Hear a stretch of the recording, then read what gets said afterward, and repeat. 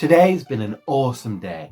My wife left me, my dog died, I'm probably going to be homeless in a week, but the most important thing of all, I get to play a new Sonic game.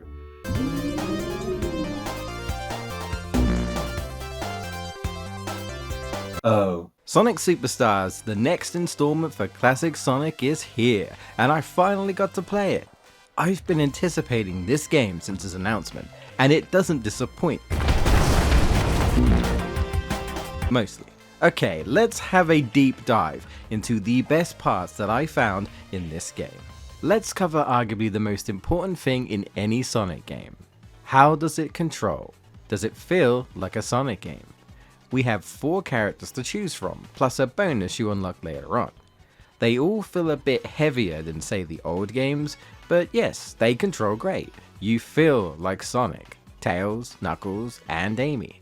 Everyone has a spin dash, Sonic's drop dash makes a return, Tails can fly like always, Knuckles has got his glide and climbing, and they're almost on par with the classics, and Amy has a double jump as well as a hammer attack similar to Sonic's drop dash. The game doesn't restrict you to one character per playthrough.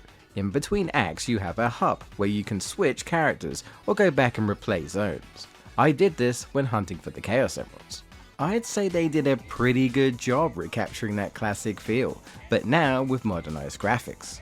Can I say the game looks pretty good and people don't really talk about it. I honestly like the look of a lot of these levels, and I'll never say no to a sunset background. That's something they include is a day cycle for some of these stages, so you'll get to see what these levels look like at different times of the day. The casino level is one of my favorites. Which one?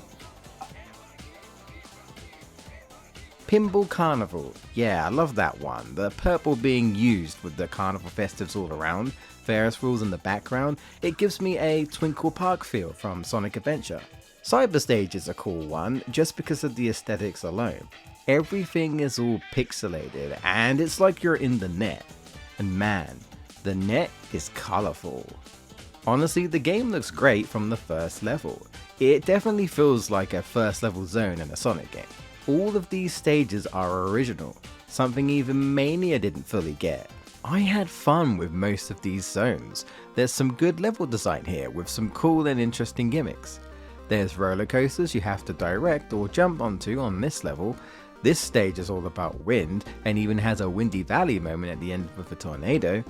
There's even a breakout section, which really caught me off guard, but you know what? It works for Sonic. The Golden Capital has you going into the back and front. These levels are quite long as well. You can't complain about anything being short in this game. The last zone of the game does something I never expected and has not been done in a Sonic game before.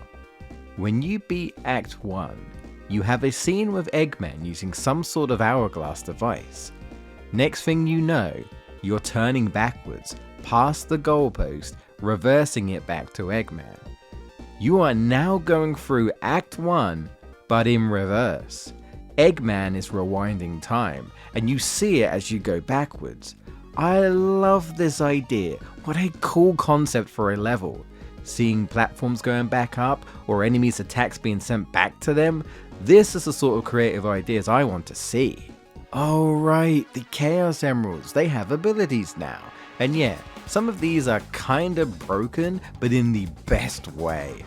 The clone ability allows you to collect things you usually can't, or get a cheeky free hit on a boss. This fire ability is basically the burst whisk from Sonic Color DS. You can launch in any direction for a short period of time, which means spamming that sucker to reach places or skip parts of the level.